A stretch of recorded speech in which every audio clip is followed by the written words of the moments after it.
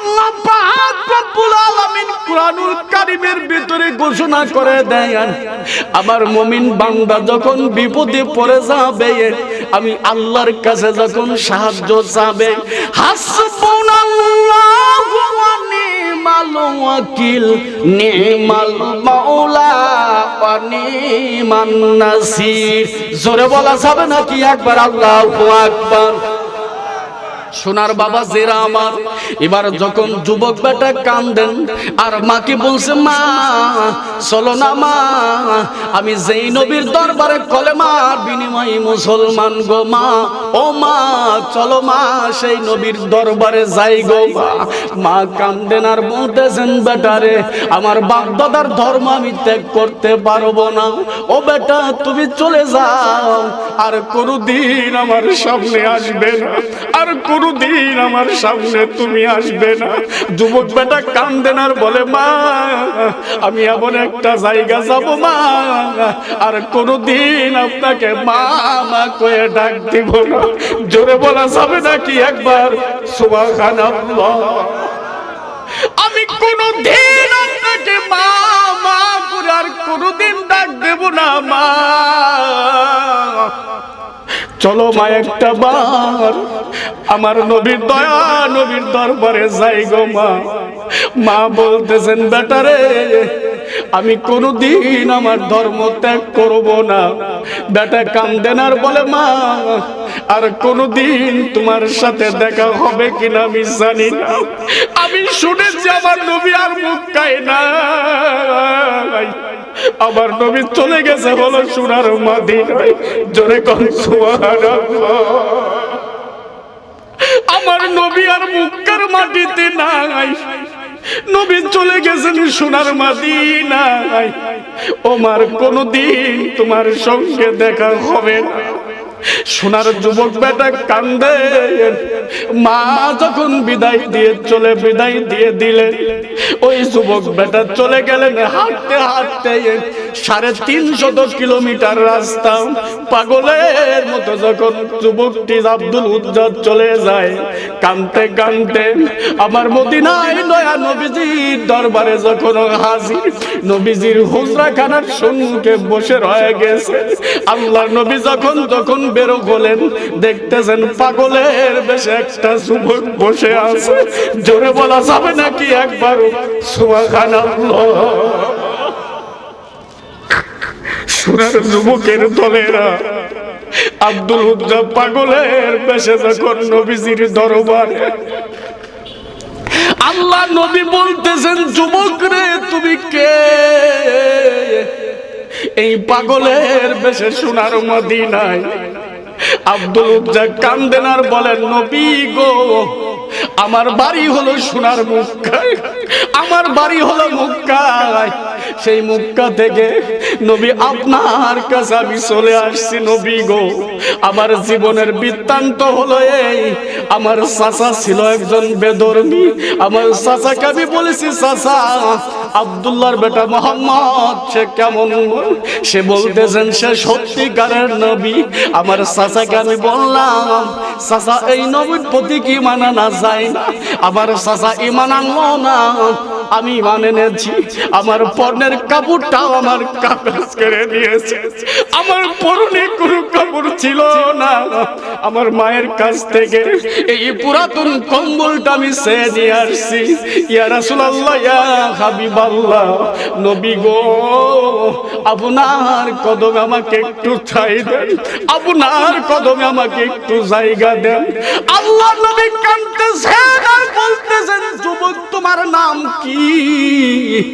আল্লাহর নবীর সাহাবী যুবকটি বলতেছেন, নবী গো আমার নাম হলো আব্দুল উজ্জা। জোরে বলা যাবে নাকি একবার সুবহানাল্লাহ? সোনার বাবা জেরা আমার, আমি আলোচনা করতে করতে এমন একটা পয়েন্টে নিয়ে আসছি। ও মুসলমান, এবার যুবকটি অজনয়নে বাজান কান্দেন, মায়ের কাছ থেকে বিদায় নিয়ে বাজান চলে যায়। মা যদি ইহুদিও হয় হয়, মা যদি খ্রিস্টানও হয়, মা যদি বেধর্মীও হয়, এরপরেও কিন্তু মার সঙ্গে খারাপ আচরণ করা যাবে। জোরে কোন, জোরে বলেন। মায়ের মতন আপন কেউ নাই রে নাই, বাবার মতন আপন কেউ নাই রে নাই। সন্তান যদি বিদেশেতে মারা যায়, হায় রে সন্তান যদি বিদেশেতে মারা যায়, সবার আগে আঘাত লাগে মার কলিজায়, সবার আগে আঘাত লাগে মার কলিজায়। জোরে কোন কথা ঠিক কিনা?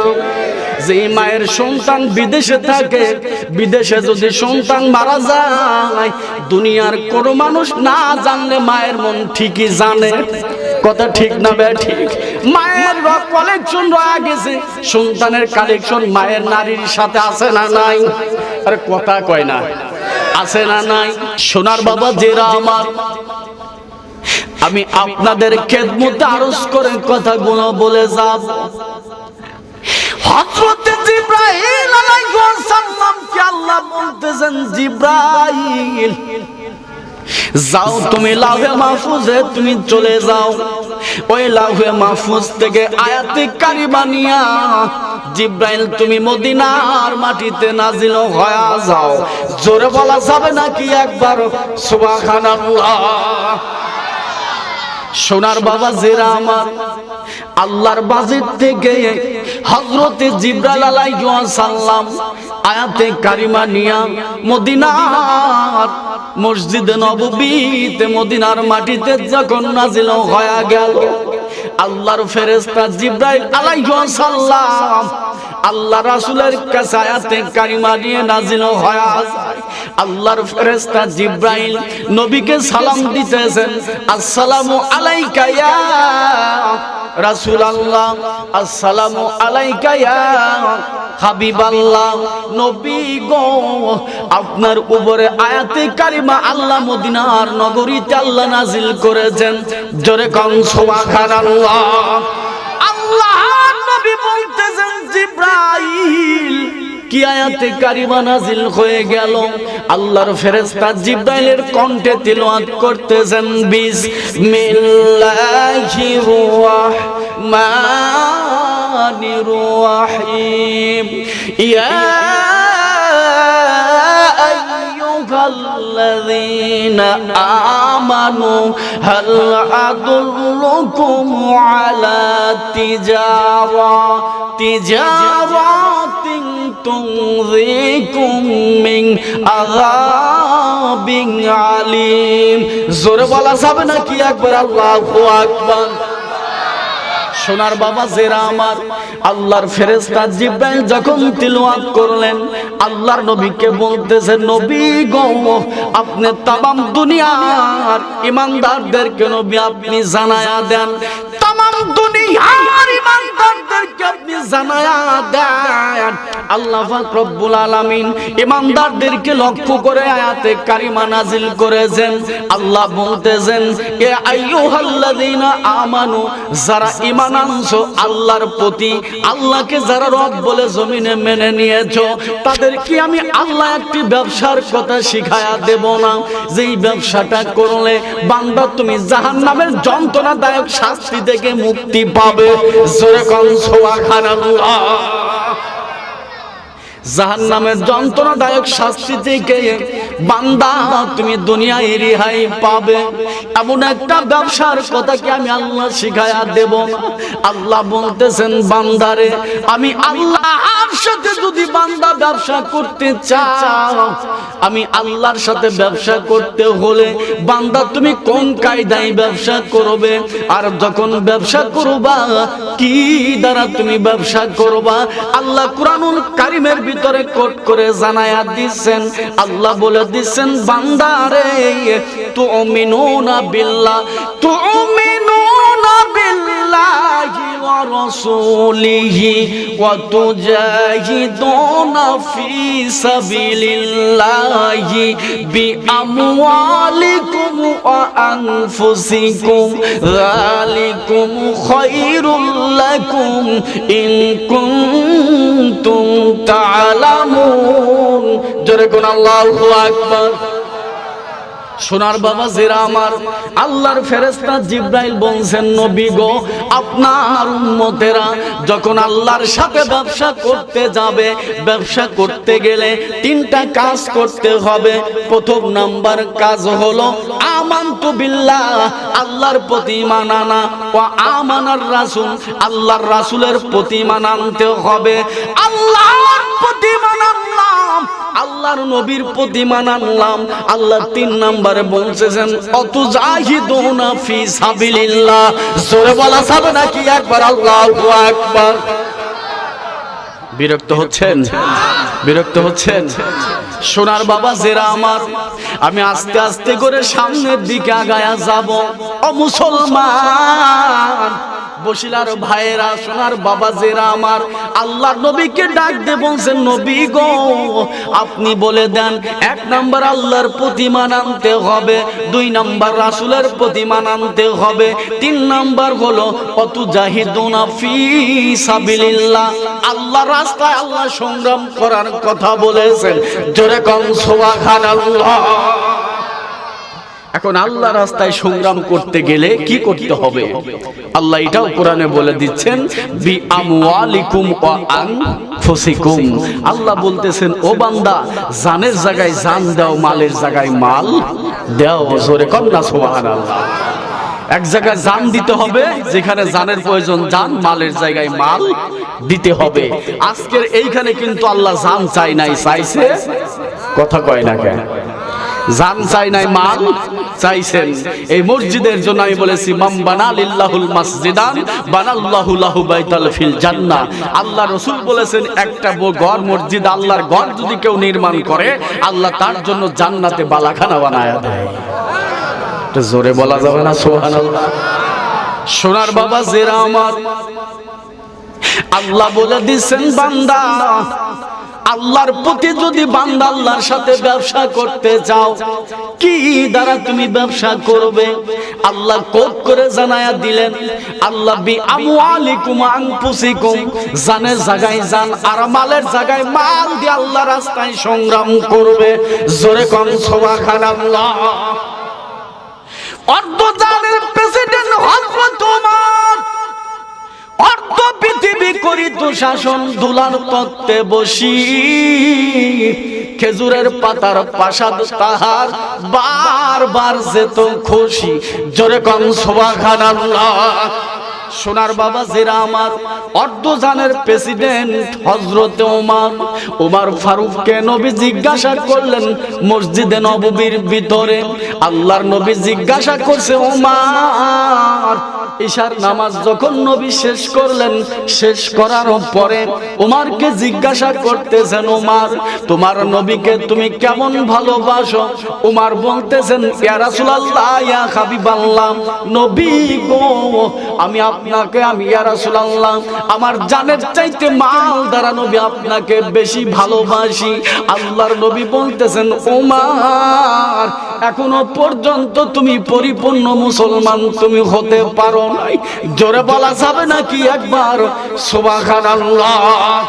অর্ধজানের প্রেসিডেন্ট হযরত ওমর ফারুক রাদিয়াল্লাহু তাআলা আনহু, যিনি ইসলাম গ্রহণ করার পরে ওমর ফারুক কিন্তু ছিলেন মক্কার মধ্যে একজন বড় সন্ত্রাস। কথা ঠিক না ঠিক? ওমর ফারুকের মতো সন্ত্রাস কিন্তু কেউ ছিল না। ওই ওমর যখন নবীজিকে বললেন, ইয়া রাসূলুল্লাহ, ইয়া হাবিবাল্লাহ, আমি ওমর আমার জানের চাইতে মাল দ্বারা নবী আপনাকে ভালোবাসি। আল্লাহর নবী বলছেন, ওমর, তুমি এখনো পর্যন্ত পর্যন্ত পরিপূর্ণ মুসলমান উমর তুমি হতে পারো নাই। উমর ফারুককে যখন এই কথা বললেন, আল্লাহর নবী উমরকে যখন বললেন, উমর রে, এখনো পর্যন্ত তুমি মুসলমান পরিপূর্ণ হতে পারো নাই। হযরতে উমর ফারুক দু চোখের পানি ছেড়ে বাজান কাঁদেন। কাঁদতে কাঁদতে উমর বাড়িতে চলে গেলেন। নবীজি মসজিদে নববী থেকে হুজরাখানার মধ্যে বাজান চলে গেলেন। আল্লাহর নবী বাড়িতে চলে যায়, উমর ফারুক বাজান বাড়িতে চলে গেলেন। উমর সারাটা রাত ধরে দু চোখের পানি ছেড়ে কাঁদেন, আল্লাহ এখনো পর্যন্ত পরিপূর্ণ মুসলমান জমিনে হতে পারি নাই। আল্লাহ তুমি কুরআনুল কারীমের মধ্যে কোট করেছো, ওয়ালা তামুতুন্না ইল্লা ওয়া আনতুম মুসলিমুন। ও বান্দা, পরিপূর্ণ মুসলমান যতদিন তুমি না হবে ততদিন পর্যন্ত বান্দা তুমি অন্ধকার কবরে আইসো না। ইয়া আল্লাহ, আমি এখনো পর্যন্ত আমার পরিপূর্ণ মুসলমান হই নাই। আমার নবীর পবিত্র জবানিতে ঘোষণা করেছে।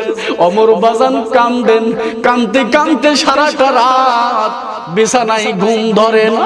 হযরতে উমর যখন কাঁদতেছেন, দাড়ি মুবারক গুলো ভিজে যায়।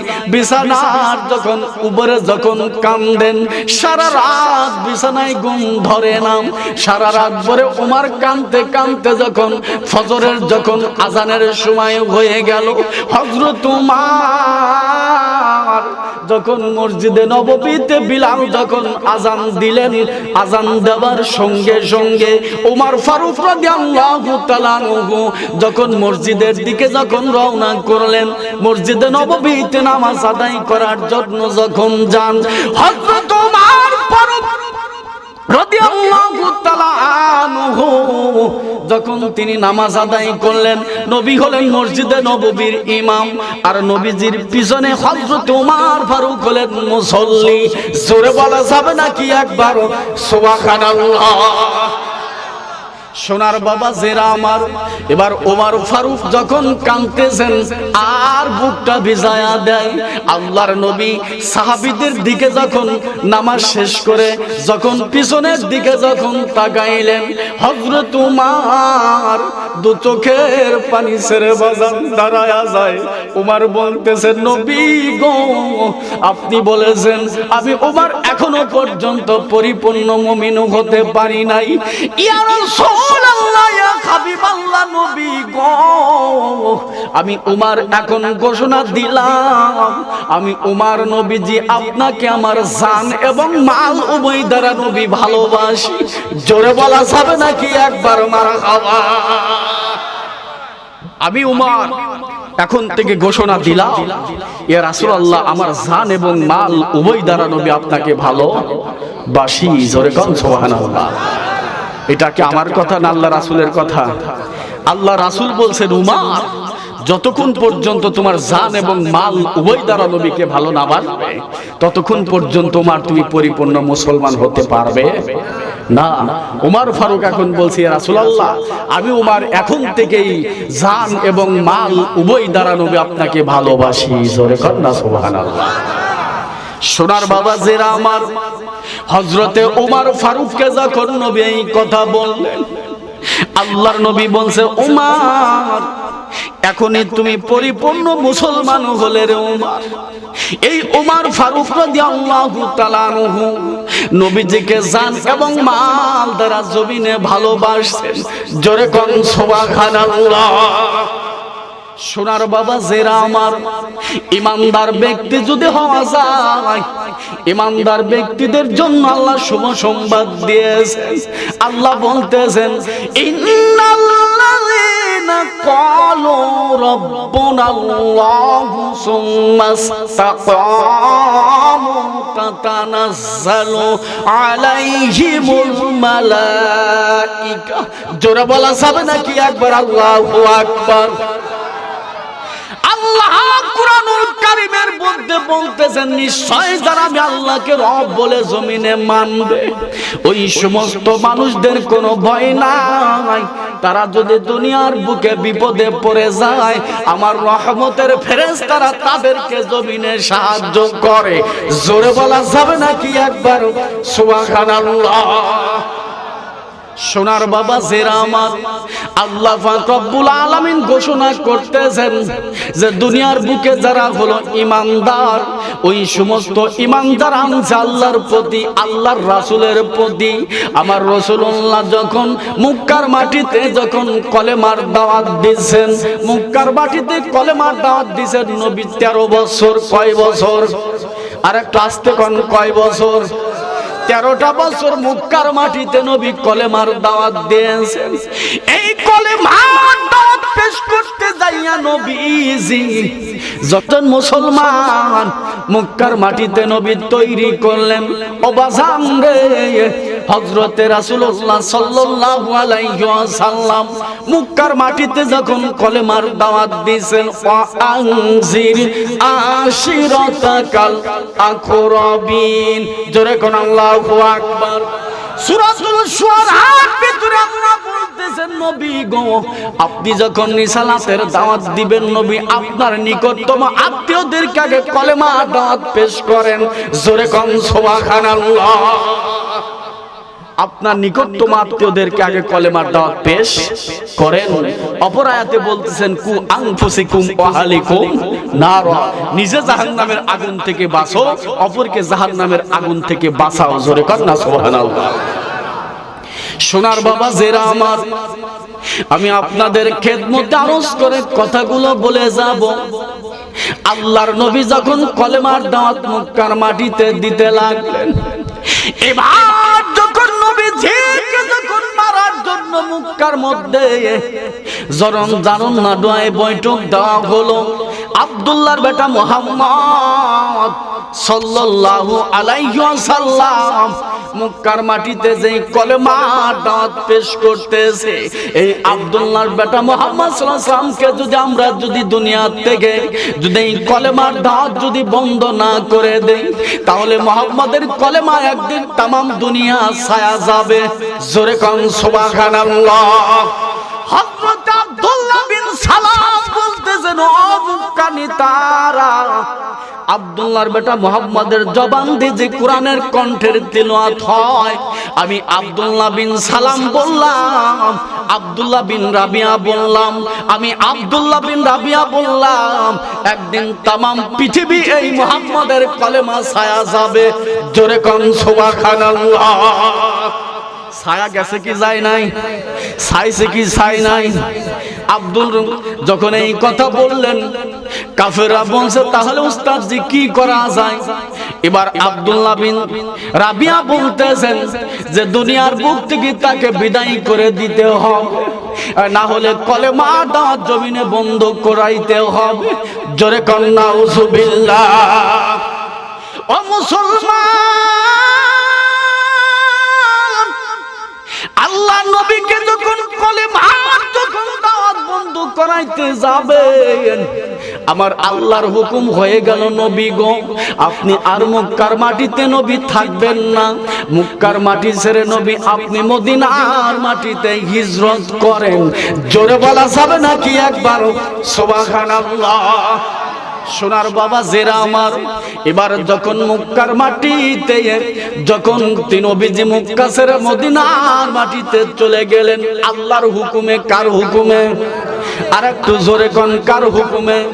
আমাদের দেশের কিছু মানুষ বলে যে রাসূল কাফেরদের ভয়ে মক্কা ছেড়ে মদিনায়। জোরে কোন নাউজুবিল্লাহ। আল্লাহর হুকুম হলো, জিবরাইল আমার নবীকে খবরটুকুন জানায়া দাও, মক্কার মাটিতে আর যেন নবী দুনিয়ায় মক্কায় যেন না থাকে। নবীজি মক্কা ছেড়ে মদিনার মাটিতে হিজরত করতে হবে। নবী মক্কা থেকে মদিনার মাটিতে বাজানে হিজরত করলেন। হিজরত করবার পরে মক্কার মাটিতে একজন ঈমান এনেছেন নবীর প্রতি। কার প্রতি? আর একটু জোরে বলেন, কার প্রতি? নবীর প্রতি মক্কার মাটিতে একজন ঈমান এনেছেন। তার চাচাকে বলতেছেন, চাচা যান, আমি এই যে মক্কা নগরীতে আব্দুল্লাহর বেটা মুহাম্মদ সাল্লাল্লাহু আলাইহি ওয়াসাল্লাম, এই মানুষটা যে কলেমার দাওয়াত দেয়, এই মানুষটার প্রতি আপনার কি ধারণা? চাচা বলতেছেন, ভাতিজা, আব্দুল্লাহর বেটা মুহাম্মদুর রাসূলুল্লাহ সাল্লাল্লাহু আলাইহি ওয়াসাল্লাম যেই কলেমা মক্কার মাটিতে পেশ করে বাজান, আমি তোমার চাচা বললাম, ওই ব্যক্তি নিঃসন্দেহে একজন আল্লাহর নবী। জোরে বলা যাবে নাকি একবার সুবহানাল্লাহ?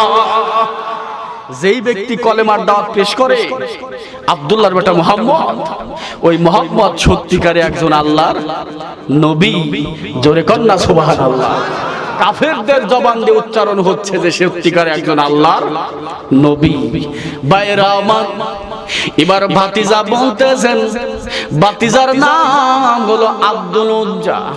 ওই আব্দুল উজ্জার বাবা দুনিয়ার বুকে জীবিত নাই, মা দুনিয়ার বুকে জীবিত রয়ে গেছে।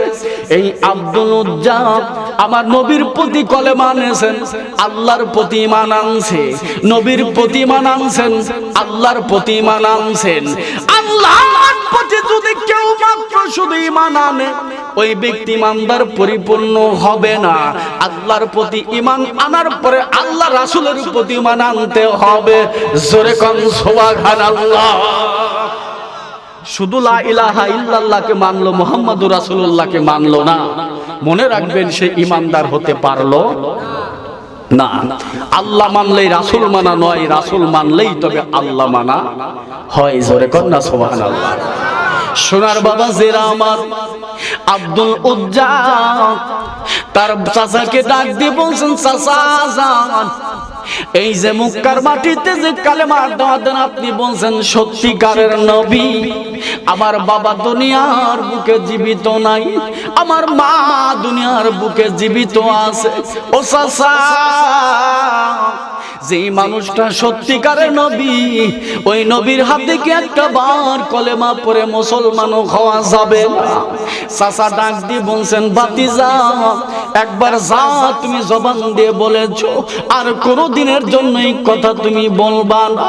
ভাতিজা কাঁদতেছেন আর বলতেছেন, চাচা যান, আমি ওই নবীর প্রতি ঈমান আনছি, ওই আল্লাহর প্রতি আমি ঈমান আনছি। চাচা যান, আপনি যেহেতু নবীর প্রতি কলেমা পড়বেন না, আপনি নবীর প্রতি ঈমান আনবেন না, আমি আপনার ভাতিজা আব্দুল উজ্জা আপনাকে সাক্ষী রেখে বললাম, আমি ওই আল্লাহর প্রতি ঈমান আনলাম, ওই নবীর প্রতি আমি আব্দুল উজ্জা ঈমান আনলাম। চাচা ডাক দিয়ে বলছেন, ভাতিজা তুমি কি জানো তুমি কার বাড়িতে তুমি খাও? ও ভাতিজা তুমি কি জানো তুমি কার কাপড় পরিধান করো? ভাতিজা বলতেছেন, চাচা জান, আমি জানি আমি কার কারখানা খাই, আমি কার কাপড় জমিনে পরিধান করি।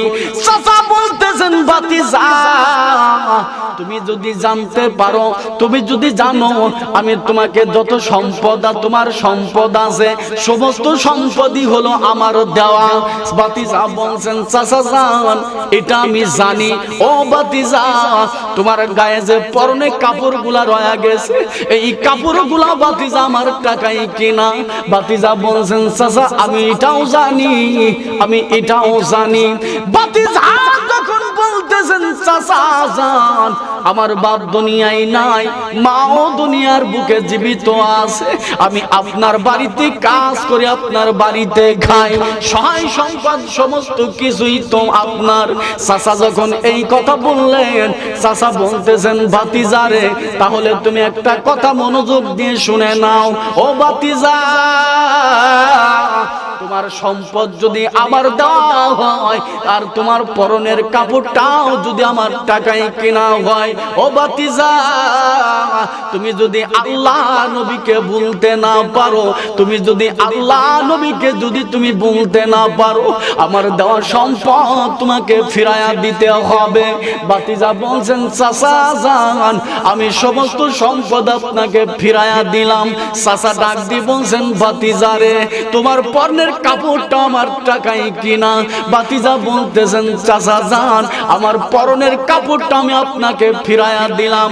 যুবক বেটা উলঙ্গ অবস্থায় যখন দাঁড়ায়া যায়, তখন ভাতিজা বলতেছেন, চাচা জান, আমার জীবনের সমস্ত কিছুই আপনার দেওয়া, আপনি আমার কাছ থেকে সব কিছুই কেড়ে নিতে পারেন, কিন্তু আমি যেই নবীর প্রতি কলেমা পড়েছি, যেই নবীর প্রতি ঈমান আনছি, যে আল্লাহর প্রতি ঈমান আনছি, আমি আব্দুল উদ্দার কোনোদিন আমি নবীকে ভুলতে পারবো না।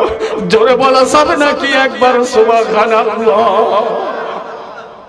সোনার বাবা জিরামা আব্দুল উদ্দার কাপড়টা খুলে দিলেন, পর্নের কাপড়টা খুলে দিলেন। যুবক মানুষ উলঙ্গ হয়ে যখন দাঁড়ায় আল্লাহর কাছে কাঁদতেছেন আর বলতেছেন, আল্লাহ আমি আব্দুল উদ্দা, আল্লাহ আপনার প্রতি ঈমান আনার কারণে, আপনাকে রব মানার কারণে, আপনার নবীকে রাসূল মানার কারণে আমার চাচা আমার পর্নের থেকে কাপড়টা খুলে নেয়। আমি আব্দুল উদ্দার কোনো দুঃখ নাই, কষ্ট নাই, আমি আব্দুল উদ্দার মনে কোনো দুঃখ নাই, কষ্ট নাই। তবে কথা হলো আমি আল্লাহর নবীকে কোনো দিনের জন্য ভুলতে পারবো না। জোরে জোরে বলা যাবে না সুবহানাল্লাহ? ভুলে যেতে চাইলেও ভোলা যায় না, ভুলে যেতে চাইলেও ভোলা যায় না। আমার জান মদিনা, আমার প্রাণ মদিনা, আমার জান মদিনা, আমার প্রাণ মদিনা, ভুলে যেতে চাইলেও, বলেন ভুলে ভোলা যায় না, ভুলে যেতে চাইলেও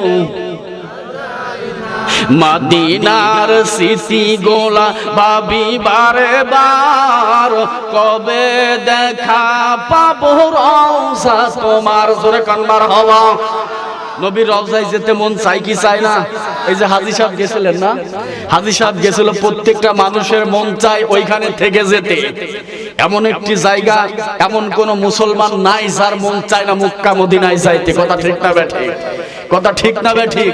কিন্তু সবার নসিবে কিন্তু মক্কা মদিনা লেখা হয় হয় টাকা থাকতে পারে, লক্ষ লক্ষ টাকা থাকতে পারে, টাকা থাকলেই কিন্তু মক্কা মদিনার মুসাফির হওয়া যায়। আবার কারো টাকা নাই, কেমনে কেমনে আল্লাহ নিয়ে যায় আল্লাহই ভালো জানে। হয় কি হয় না? হয় কি হয় না? টাকা নাই কিন্তু সে মক্কা মদিনা থেকে ঘুরে আসছে। আর কারো টাকা আছে কিন্তু যেতে পারে না। কথা কয় না? আছে না নাই? যেমন আমাদের দেশ যে চালাচ্ছে বর্তমান ডক্টর ইউনূস। কথা কয় না? ডক্টর ইউনূসের লক্ষ লক্ষ কোটি কোটি মিলিয়ন টাকা আছে না নাই? আছে না নাই? বুড়া হয়ে গেছে, এখনো পর্যন্ত দাড়িরও খবর নাই। মক্কা মদিনায় তো দূরের কথা। টাকা আছে না নাই? ডক্টর ইউনূসের টাকা আছে না নাই? এখনো পর্যন্ত কিন্তু মক্কা মদিনায় তার নসিব কপালে হয়। টাকা থাকলেই মক্কা মদিনা নসিবে হয় না, এটাই তার প্রমাণ। কথা ঠিক না ব্যাঠিক? কথা ঠিক না ব্যাঠিক? এই জন্য মক্কা মদিনা কপালে নসিবে থাকতে হবে। কার অর্থ আছে, সম্বল আছে, কিন্তু যাইতে পারে না, পারছে না, কারো টাকা নাই, সে যেতে চলে যাচ্ছেন সোনার মদিনায়। জোরে কোন সুবহানাল্লাহ। এই জন্য একটু প্রাণ খুলে আমার সাথে যতটুকুন পারবেন গাইবেন, ভুলে যেতে চাইলেও আমার জান মদিনা, আমার প্রাণ মদিনা, আমার জান মদিনা, আমার প্রাণ মদিনা, ভুলে যেতে চাইলেও মদিনার চিঠি গোলা ভাবি বারে বার, কবে দেখা পাবো রওজা তোমার। প্রিয় নবীর প্রেমে আমি, প্রিয় নবীর প্রেমে আমি হলাম দিবানা। আমার জান মদিনা, আমার প্রাণ মদিনা, আমার জান মদিনা, আমার প্রাণ মদিনা, ভুলে যেতে চাইলেও, জোরে ভুলে যেতে চাইলেও, বদর আছে, খন্দক আছে, আছে উহুদের পাহাড়, নবীর লাগি এই সিরাজের বেতার পাহাড়। জোরে কোন মারহাবা। বদর আছে, খন্দক আছে, উহুদের পাহাড়, নবীর জন্য এই সিরাজের বেতার পাহাড়। মদিনাতে যাবো আমি মদিনাতে যাব আমি হলাম দিবানা আমার জান মদিনা আমার প্রাণ মদিনা আমার জান মদিনা আমার প্রাণ মদিনা ভুলে যেতে চাইলেও না হাই হাই ভুলে যেতে চাইলেও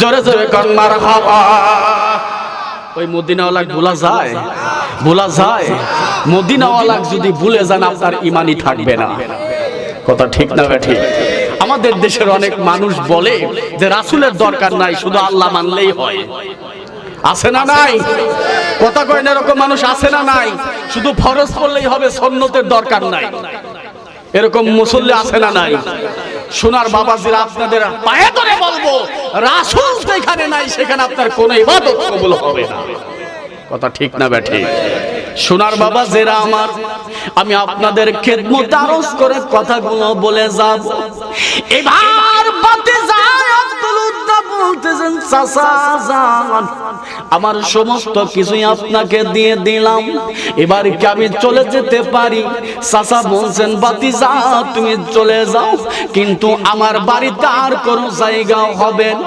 যুবক মানুষ কাঁদতে কাঁদতে বাড়িতে চলে গেলেন বাড়িতে চলে যাইয়া দরজায় করাঘাত করতেছেন আর মা মা বলে ডাক দেয় এবার যখন মাকে ডাক দিয়ে বলছে মা দরজাটা খোলো মা ও মা তুমি দরজাটা খোলো মা মা সন্তানের কণ্ঠের আওয়াজ পেয়ে যখন দরজাটা খুললেন দরজা খুলবার পরে দেখতেছেন সোনার যুবক বেটা টাকরা যুবক উলঙ্গ হয়ে দাঁড়ায় রয়ে গেছে মা সঙ্গে সঙ্গে হাত দ্বারা চোখ দুটো চেপে ধরলেন যুবক কাঁদতেছেন আর বলতেছে মা তুমি চোখ চেপে ধরো না মা ও মা তোমার চোখটা দেখো না মা আমি আব্দুল উজ্জা বিনা কারণে উলঙ্গ হই নাই মা মা বলতেছেন বেটা রে কি জন্য তুমি উলঙ্গ হইলা তোমার পরনে কেন কাপড় নাই আব্দুল উজ্জা বলছে মা আমি এমন একজন নবীর দরবারের মুসলমান হয়েছি মা এমন একজন নবীর প্রতি আমি ঈমান এনেছি কলেমা গ্রহণ করেছি আব্দুল্লাহর বেটা মুহাম্মদ সাল্লাল্লাহু আলাইহি ওয়াসাল্লাম আমি নবীর প্রতি ঈমান আনার কারণে আমার চাচা আমার কাছ থেকে কাপড়গুলো কেড়ে নিয়েছে আমার চাচা আমার কাছ থেকে সম্পদগুলো কেড়ে নিয়েছে ও মা তুমি লজ্জা পায়ো না মা তুমি লজ্জা পায়ো না জোরে বলা যাবে নাকি একবার মারহাবা সোনার বাবা জিরা যুবক মানুষ মার সম্মুখে উলঙ্গ হয়ে দাঁড়ায় আছে মাও কান্দে সন্তানও কান্দে মাও কান্দে ছেলেও কান্দে ছেলে ডাক দিয়ে বলছে মা আমার ওই বিছানার উপর একটা পুরাতন কম্বল আছে মা ওই কম্বলটা দয়া করে একটু দাও না মা ওই পুরাতন কম্বলটা পরিয়া আমি দয়ার নবীজির দরবারে যেতে চাই গো জোরে বলা যাবে নাকি একবার সুবহানাল্লাহ সোনার বাবা সিরা যুবক মানুষ দু চোখের পানি ছেড়ে কান্দেন মাও কান্দেন ছেলেও বাজান কান্দেন এই কান্দেছেন বাবা সন্তান বলছে মা মেহেরবানি করে কম্বলটা দাও না মা ওই পুরাতন কম্বলটা আমাকে দাও কম্বলটা বাজান দেওয়া হলো কম্বলটা মাঝখান দিয়ে টান দিয়ে যখন ছিঁড়লেন ছিঁড়বার পরে যুবকটি তার অর্ধেকটা দিয়ে তার গোপন অঙ্গটা ঢাকলেন আর অর্ধেকটা দিয়ে তার শরীরটা যখন ঢাকলেন অর্ধেকটা দিয়ে শরীর যখন ঢাকতে যায় তার নিচের দিকটা ভালো করে ঢাকেন নিচের দিকে যখন ঢাকতে যায় শরীরটা বাজান ভালো করে ঢেকে আল্লাহর নবীর ওই সাহাবী আব্দুল উজ্জা বলছে মা আমি যেই নবীর প্রতি কলেমা পড়েছি মা একটাবার চলো যাই মা ওই নবীর প্রতি কলেমা পড়ি মা জোরে বলা যাবে নাকি একবার সুবহানাল্লাহ আল্লাহ পাক রব্বুল আলামিন কুরআনুল কারীমের ভিতরে ঘোষণা করে দেন, আমার মুমিন বান্দা যখন বিপদে পড়ে যাবে, আমি আল্লাহর কাছে যখন সাহায্য চাবে, হাসবুনাল্লাহু ওয়া নি'মাল ওয়াকিল, নি'মাল মাওলা ওয়া নি'মান নাসির। জোরে বলা যাবে নাকি একবার আল্লাহু আকবার? সোনার বাবা জেরা আমার, এবার যখন যুবক বেটা কান্দেন আর মাকে বলছে, মা চলো না মা, আমি যেই নবীর দরবারে কলেমার বিনিময়ে মুসলমান গো মা, ও মা চলো মা সেই নবীর দরবারে যাই গো মা। মা কান্দেন আর বলতেছেন, বেটারে আমার বাপ দাদার ধর্ম আমি ত্যাগ করতে পারবো না, ও বেটা তুমি চলে যাও, আর কোনদিন আমার সামনে আসবে না, আর কোনদিন আমার সামনে তুমি আসবে না। যুবক বেটা কান্দেন আর বলে, মা আমি এমন একটা জায়গা যাব মা, আর কোনদিন আপনাকে মা মা কয়ে ডাক দিব না। জোরে বলা যাবে নাকি একবার সুবহানাল্লাহ? আমি কোনদিন আপনাকে মা মা করে আর কোনদিন ডাক দেব না মা। চলো মা একটা বার আমার নবীর দয়া নবীর দরবারে যাই গো মা। মা বলতেছেন, বেটারে আমি কোনদিন আমার ধর্ম ত্যাগ করব না। বেটা কান্দেন আর বলে, মা আর কোনদিন তোমার সাথে দেখা হবে কিনা আমি জানি না, আমি শুনেছি আমার নবী আর মুখ খায় না, আমার নবী চলে গেছে হলো সোনার মদিনায়। জোরে কোন সুবহানাল্লাহ। আমার নবী আর মক্কার মাটিতে নাই, নবী চলে গেছেন সোনার মদিনায়। ওমার কোনদিন তোমার সঙ্গে দেখা হবে না। সোনার যুবক বেটা কান্দে। মা যখন বিদায় দিয়ে দিলেন, ওই যুবক বেটা চলে গেলেন হাঁটতে হাঁটতে 350 কিলোমিটার রাস্তা।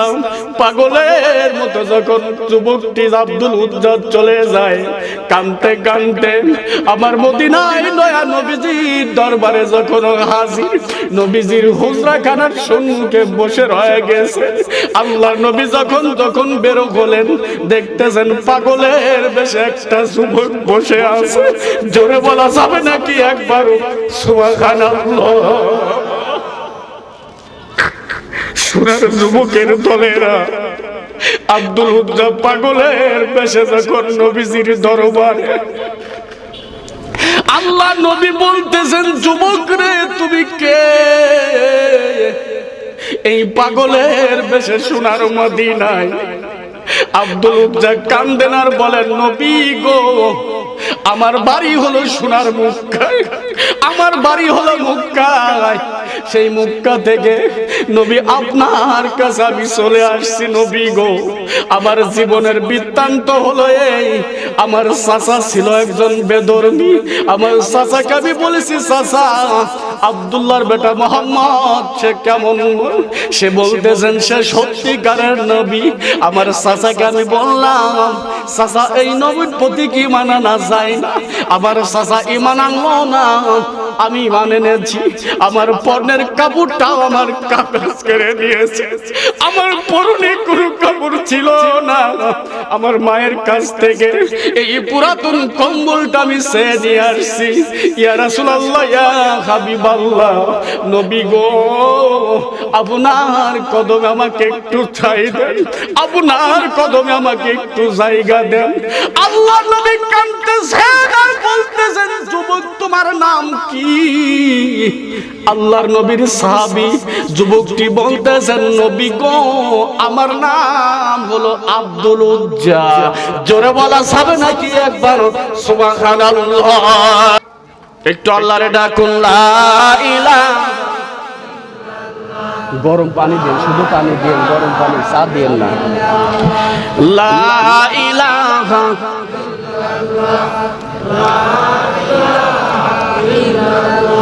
জোরে লা ইলাহা, লা ইলাহা,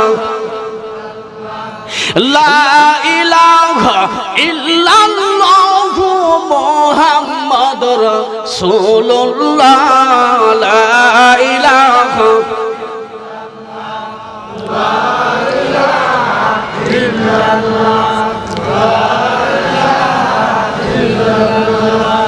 লা ইলাহা ইল্লাল্লাহু মুহাম্মাদুর রাসূলুল্লাহ সাল্লাল্লাহু আলাইহি ওয়াসাল্লাম। সোনার বাবা জেরা আবার আমি আলোচনা করতে করতে এমন একটা পয়েন্টে নিয়ে আসছি, ও মুসলমান, এবার যুবকটি অজনয়নে বাজান কান্দেন, মায়ের কাছ থেকে বিদায় নিয়ে বাজান চলে যায়। মা যদি ইহুদিও হয়, মা যদি খ্রিস্টানও হয়, মা যদি বেধর্মীও হয়, এরপরেও কিন্তু মার সঙ্গে খারাপ আচরণ করা যাবে। জোরে কোন, জোরে বলেন। মায়ের মতন আপন কেহ নাই রে নাই, বাবার মতন আপন কেহ নাই রে নাই। সন্তান যদি বিদেশেতে মারা যায়, হায় রে সন্তান যদি বিদেশেতে মারা যায়, সবার আগে আঘাত লাগে মার কলিজায়, সবার আগে আঘাত লাগে মার কলিজায়। জোরে কোন কথা ঠিক কিনা? যে মায়ের সন্তান বিদেশে থাকে, বিদেশে যদি সন্তান মারা যায়, দুনিয়ার কোনো মানুষ না জানলে মায়ের মন ঠিকই জানে। কথা ঠিক না বে ঠিক? মায়ের কালেকশন রয়ে গেছে, সন্তানের কালেকশন মায়ের নারীর সাথে আছে না নাই? আরে কথা কয় না, আছে না নাই? প্রবাসী ভাই যারা আছেন, ওই প্রবাসীর মাটি থেকে সন্তানেরা খবর হয়ে যায়, আমার কলিজার টুকরা বেটা বিদেশের মাটিতে বিপদে পড়েছে, বুকের মালিক কোথাও যদি চলে যায়, হায় রে বুকের মালিক কোথাও যদি চলে যায়, চোখের জলে মায়ের বুকটা ভিজে যায়, চোখের জলে মায়ের বুকটা ভিজে যায়। কত মানুষ দেখলাম ভাই রে দুনিয়ায়, হায় রে কত মানুষ দেখলাম ভাই রে দুনিয়ায়, মায়ের মতন আপন কেউ নাই রে নাই, বাবার মতন আপন কেউ নাই রে নাই। জোরে বলা যাবে নাকি একবার মারহাবা? মায়ের মতো আপন কাউকে পাবেন? জোরে কান পাবেন? খালা বলেন, ফুফু বলেন, মায়ের মতো কেউ হবে? ছোট্ট যখন ছিলেন আমিও ছিলাম, আপনিও ছিলেন, আমার আপনার সন্তান সন্ততিও আছে। যখন সন্তান কান্না করে, ফুফু যায় কোলে নাই, খালা যায় কোলে নাই, সন্তানের কান্না থামে?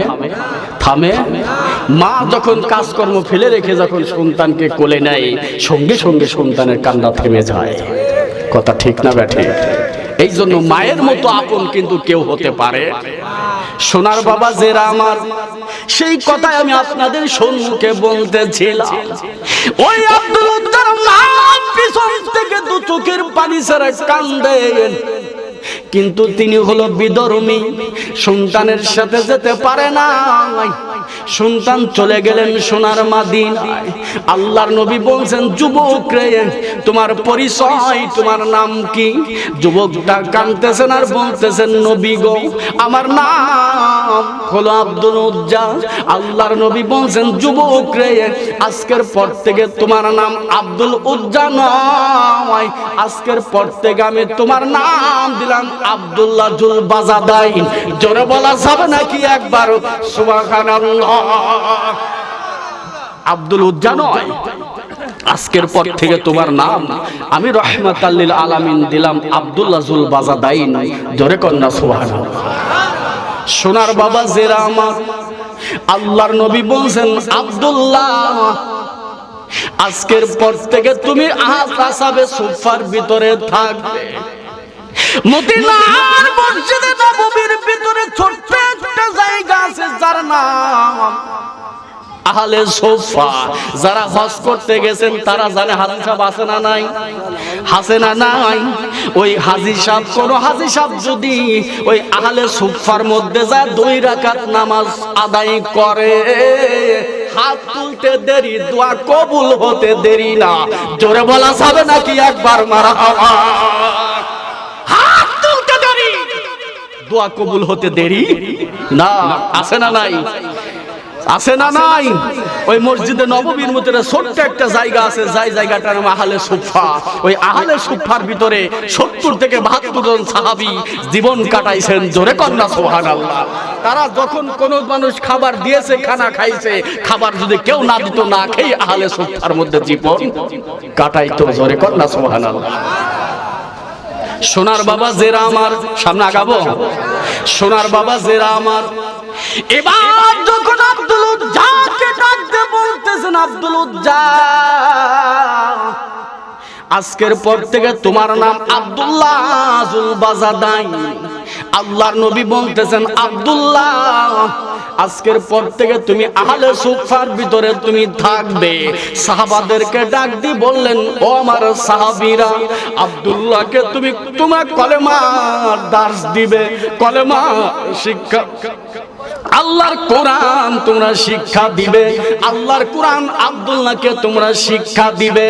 এবার যখন আব্দুল্লাহকে কোরআনুল কারীম শিক্ষা দেওয়া হয়, আহলে সুফার ভিতরে, আহলে সুফার মধ্যে যখন কোরআন শিখতেছেন আব্দুল্লাহ জুল বাজাদাইন, এবার যখন উচ্চ কণ্ঠে বাজান কোরআন তেলাওয়াত করে, আল্লাহর নবীর সাহাবী হযরত ওমর ফারুক বলতেছেন, ও আব্দুল্লাহ আহলে সুফার ভিতরে উচ্চ আওয়াজে কণ্ঠে তুমি তিলাওয়াত করবা না। আব্দুল্লাহ জুল বাজাদাইন নিচু আওয়াজে কোরআন তেলাওয়াত করেন। খবরটা আল্লাহ নবীর দরবারে চলে গেল। ইয়া রাসূলুল্লাহ, ইয়া হাবিবাল্লাহ, আপনার সাহাবী ওমর আব্দুল্লাহকে নিচু আওয়াজে কোরআন তেলাওয়াত করতে বলেছেন, উচ্চ আওয়াজে কোরআন তেলাওয়াত করতে নিষেধ করেছেন। আল্লাহ নবী ওমরকে ডাক দিলেন, ওমর রে, তুমি কি জানো না এই আব্দুল হুজ্জা কত কষ্ট করে কলেমা গ্রহণ করেছে?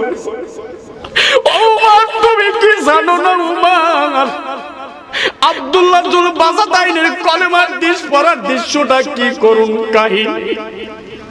ওমর তুমি আব্দুল্লাহ জুল বাজাদাইনকে নিষেধ করেছো উচ্চ আওয়াজে কোরআন যেন কোরআন তেলাওয়াত না করে।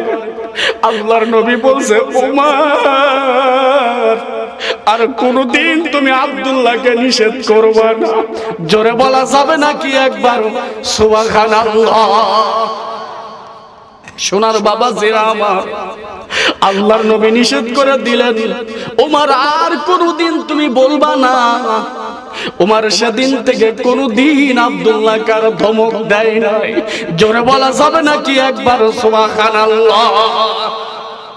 সোনার বাবা জেরা আমার, আব্দুল্লাহ যখন আহলে সুফার ভিতরে তারা জীবনটা কাটায়, কোনদিন খাবার খায়, কোনদিন খাবার তিনি খায় না, জীবনটা কাটায়া দেন।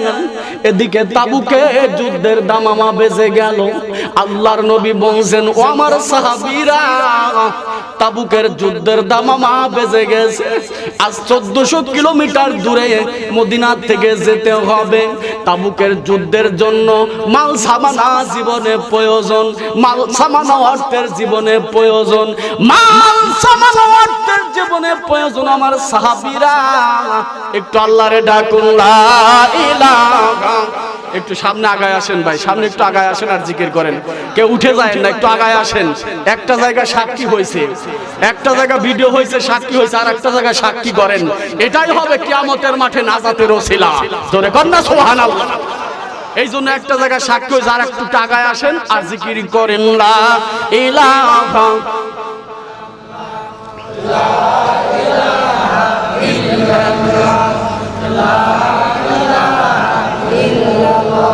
জোরে লা ইলাহা, লা ইলাহা আল্লাহু মুহাম্মাদুর। তামামা বেজে গেল তাবুকের যুদ্ধের জন্য। ওই বছরে মদিনার দুর্ভিক্ষ দেখা দেয়। আল্লাহর নবী বলছেন, আমার সাহাবীরা তাবুকের যুদ্ধের জন্য মাল সামগ্রী লাগবে, অর্থের প্রয়োজন, কে কি কি দান করবে, কে কতটুকু দান করবে? সাহাবা তোমরা দান করো। এবার যখন সাহাবারা পাগলের মতো বাজান দান করতেছেন, পাগলের মতো তাবুকের যুদ্ধের জন্য যখন অর্থ দান করে, হযরতে ওসমান গনি দান করলেন, হযরতে আলী দান করলেন, হযরতে উমর ফারুক আজম বাজান দান করলেন। এবার আল্লাহর নবী দেখতেছেন, ওমরা দান করলো, হযরতে আলী দান করলো, হযরত উসমান জি নুরাইন বাজান দান করেছে। এখনো পর্যন্ত আমার আবু বকর বিসা দান করার জন্য আসে নাই। জোরে বলা যাবে নাকি একবার সুবহানাল্লাহ? ও মুসলমান,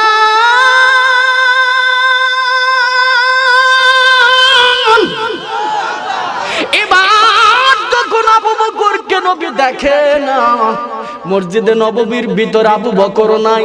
আল্লাহর নবী বলছেন, আবু বকর তুমি কোথায়? আবু বকর একটা পিলারের আড়াল থেকে বলতেছেন, লাব্বাইকা ইয়া রাসূলুল্লাহ। জোরে বলা যাবে নাকি একবার মারহাবা? আল্লাহর নবী বলছেন, আবু বকর তুমি কি দান করবা না? আবু বকর বলছেন, নবী গো, আপনার বড় সাহাবীরা অনেক অর্থ করে দান করেছে, আমি আবু বকর অতি সামান্য দান, আমি আবু বকর তাবুকের যুদ্ধের জন্য আমি দান করব। আল্লাহর নবী বলছেন, আবু বকর তুমি কি দান করবে?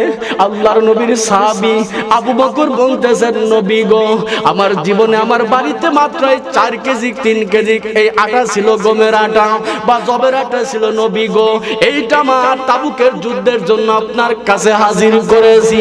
ইয়া রাসূলুল্লাহ, ইয়া হাবিবাল্লাহ, এই যে অর্থ নেন, সামান্য কয়েকটি দিরহাম আর মাত্র 3 কেজি জবের আটা বা 2 কেজি বা যাই হোক না কেন, সামান্য পরিমাণ অর্থ ছিল, আমি আপনাকে আপনার কদমে আরজ করলাম। আল্লাহর নবী বলতেছেন, আবু বকর রে, তুমি সামান্য পরিমাণ দান করেছো মানলাম, কিন্তু এই টুকলাটা কিসের জন্য? আবু বকর কাঁদতেছেন আর বলতেছেন, নবী গো, যখন তাবুকের যুদ্ধ যখন শুরু হয়ে যাবে, তাবুকের যুদ্ধের ময়দানে যুদ্ধ করতে করতে কারো হাত কেটে যাবে, কারো পা কেটে যাবে, কারো গলা কেটে যাবে। নবী গো, যুদ্ধ করতে করতে কারো হাত কাটবে, কারো পা কাটবে, ওই যুদ্ধের ময়দানে ব্যান্ডেজ করার মতো কোনো কিছুই থাকবে না। ওই যুদ্ধের ময়দানে ব্যান্ডেজ করবার মতো কোনো কিছুই থাকবে না। আমি আবু বকর পুরাতন কাপড়গুলো নিয়ে আসছি, নবী গো, ওই পুরাতন কাপড়গুলা নিয়ে, ওই পুরাতন কাপড়গুলা দিয়া সাহাবাদের হাত পা গুলো ব্যান্ডেজ করবে। জোরে বলা যাবে নাকি একবার সুবহানাল্লাহ? সোনার বাবা জিরা আমার, এবার যখন আবু বকর এই কথা বললেন, আল্লাহ নবী হযরত নানে কাঁদতেছে আর বলছে, বেটা আবু বকর, তোমার বাড়ির জন্য তুমি কি সম্পদ রেখে আসছো? আল্লাহর নবীর সাহাবী আবু বকর বলছেন, নবী গো, আমার বাড়িতে আল্লাহ এবং আল্লাহ রাসূল ব্যতীত আর কোনো কিছুই নাই। জোরে বলা যাবে নাকি একবার সুবহানাল্লাহ? আল্লাহর নবী দেখতেছেন, তাবুকের যুদ্ধের জন্য আমার বিটি ফাতেমা তাহার মাজার বিছাটা তাবুকের যুদ্ধের জন্য দান করেছে। আল্লাহর নবী তাবুকের যুদ্ধের জন্য ফাতেমার মাজার বিছাটা হাতে নিয়ে কাঁদেন। খাদিজাতুল কুবরা ফাতেমাকে এই মাজার বিছাটা বিবাহের সময় হাদিয়া দিয়েছিল। সেই তাবুকের যুদ্ধের জন্য মা ফাতিমা, নবীর বিটি ফাতেমা, ওই তাবুকের যুদ্ধের জন্য মাজার বিছাটা দান করে দেয়। জোরে বলা যাবে নাকি একবার সুবহানাল্লাহ? সোনার বাবা জেরাম, আল্লাহর নবী বলছেন আমার সাহাবীরা তোমরা যতগুলো দান করেছো আর আমার আবু বকর যা দান করেছে, আজকের এই তাবুকের যুদ্ধের জন্য যে যা দান করেছো সবার দানের চাইতে আমার আবু বকরের দানটাই আল্লাহর দরবারে বেশি পছন্দনীয়। জোরে বলা যাবে নাকি একবার মারহাবা? সাহাবারা জিজ্ঞাসা করলেন ইয়া রাসূলুল্লাহ,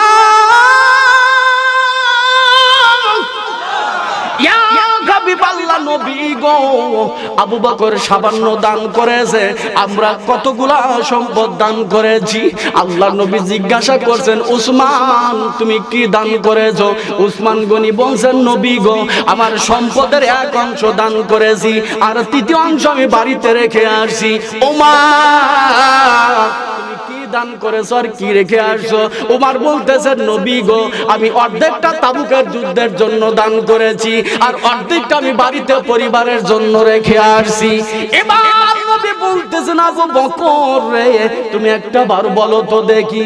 আবু বকর বলছেন নবী গো আমি আবু বকরের বাড়িতে আগুন চুলাই জ্বলবে এমন কোন সম্পদ আমি আবু বকর বাড়িতে রাখি না। আমি আবু বকরের চুলায় আগুন জ্বলবে এমন সম্পদ আমি আবু বকর বাড়িতে রাখি।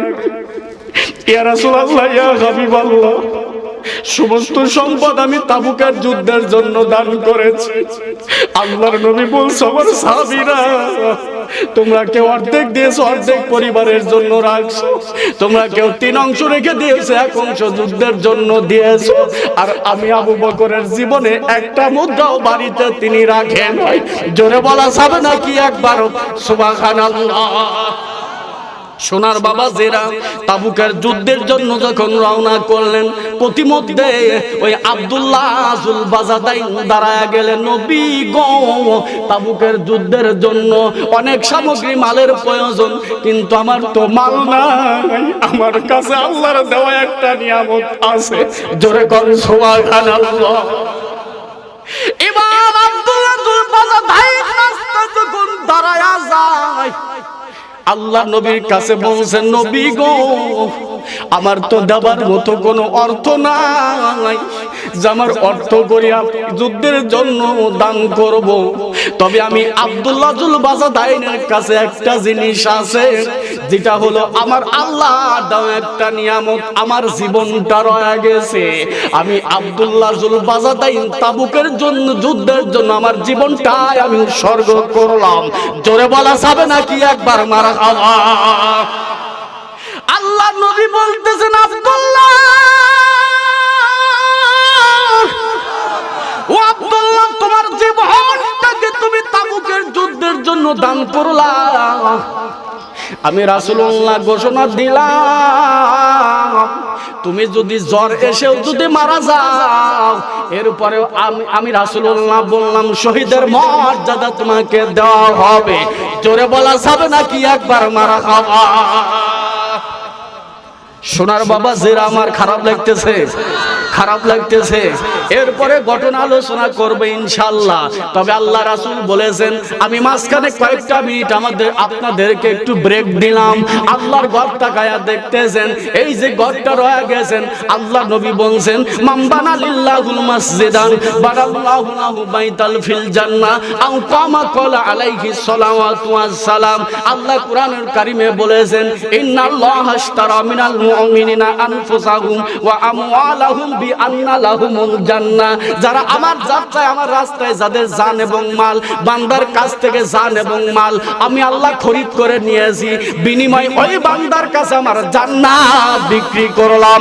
জোরে বলা যাবে নাকি একবার সুবহানাল্লাহ?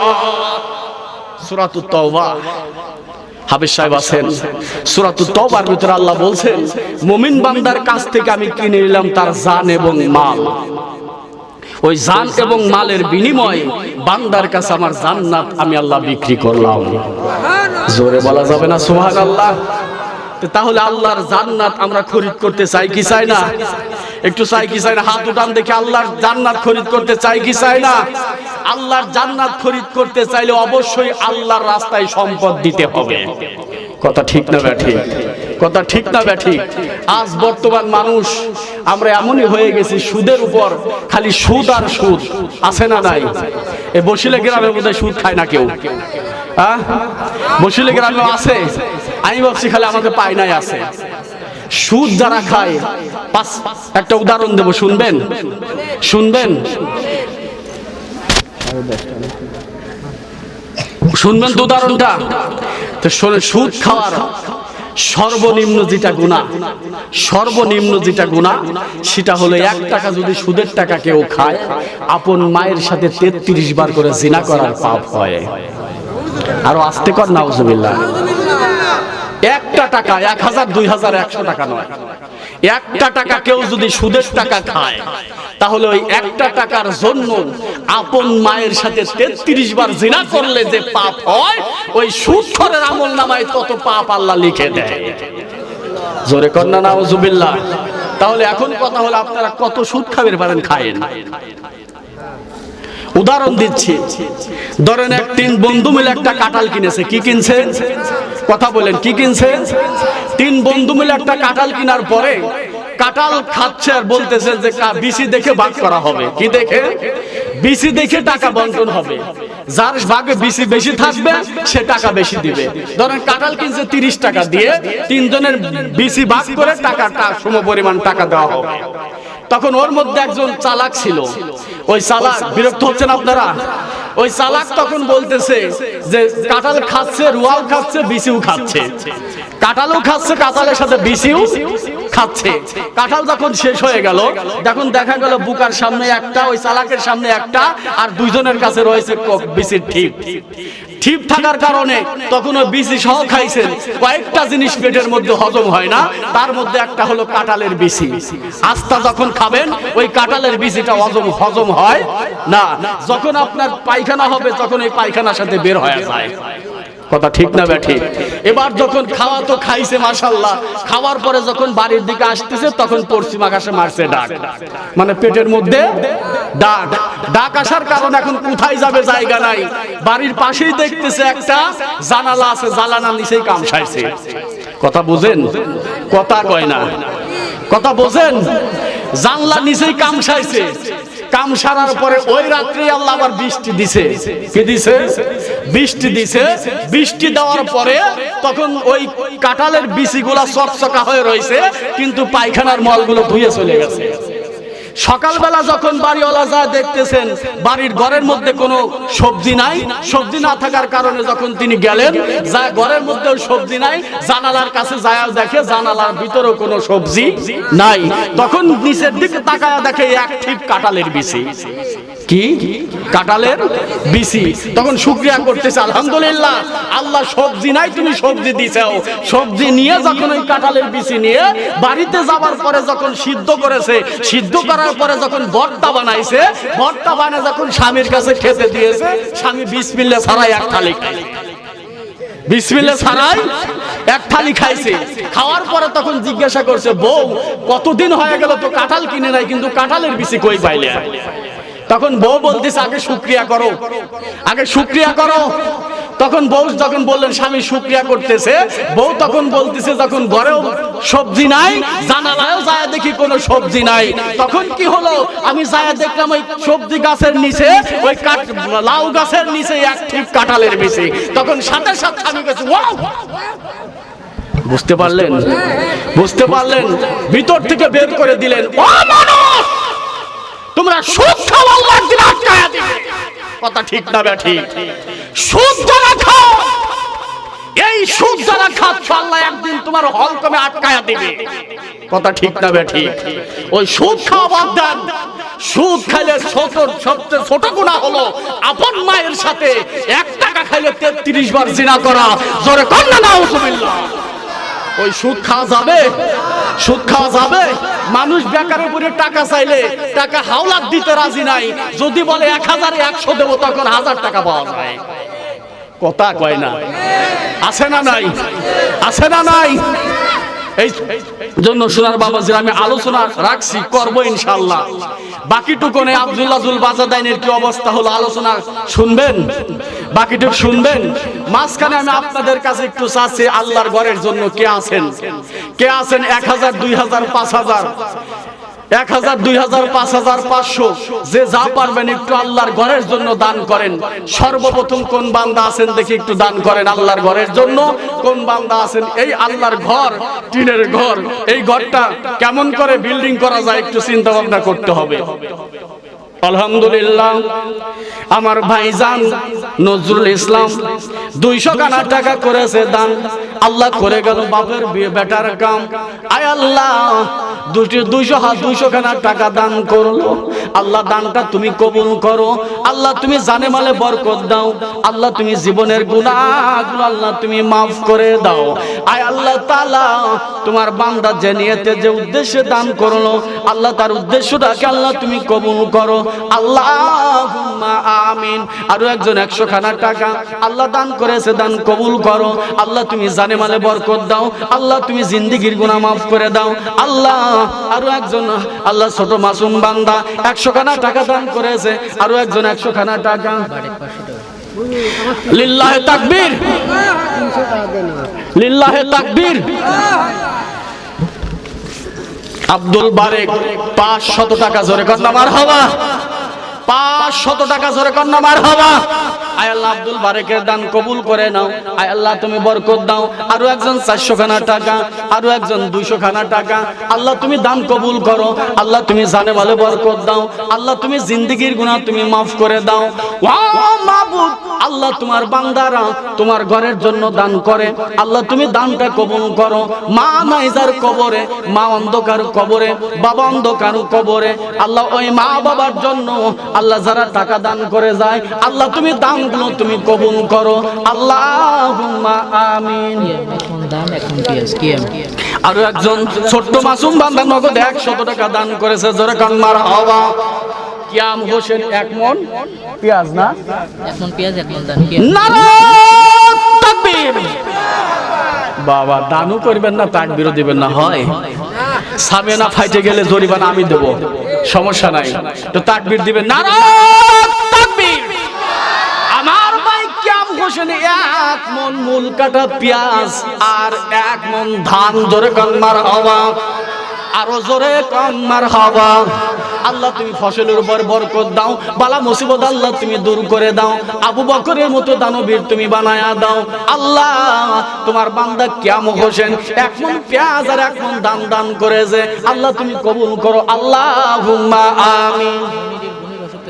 আহারে, একজন মা অসুস্থ, একজন বোন অসুস্থ। আয় আল্লাহ তাআলা মনিরের বোন অসুস্থ, 200 খানা টাকা আল্লাহ তোমার ঘরে দান করে। আল্লাহ সাদাকাতুল বালা, আয় আল্লাহ দান করিলে বালা মুসিবত দূর হয়ে যায়। আল্লাহ তুমি সুস্থ করে দাও। আল্লাহ মনিরের বোনকে আল্লাহ শিফায়ে তুমি কামিয়াবি দান করো। আল্লাহুম্মা আমিন। 500 টাকা নগদ, 500 টাকা বাকি। নারায়ে তাকবীর। আবু দাউদ 500 টাকা নগদ আর 500 টাকা বাকি, জোরে কর না মারহাবা। আরো জোরে কর মারহাবা। 500 টাকা নগদ আর 500 টাকা বাকি। আল্লাহ তুমি দানটা কবুল করো। আল্লাহ তুমি জানে মালে বরকত দাও। আল্লাহ জীবনের গুনাহ তুমি মাফ করো। আল্লাহুম্মা আমিন। নাইব আলী মন্ডল 1000 টাকা। নারায়ে তাকবীর। এই আওয়াজে মানি না, একটু জোরে দেন রে ভাই, শীত লাগছে। আমি তো গাম ঝরতেছে আমার ভিতরে বাহিরে, শীত লাগতেছে নাকি? একটু তাকবীর জোরে দেন। নারায়ে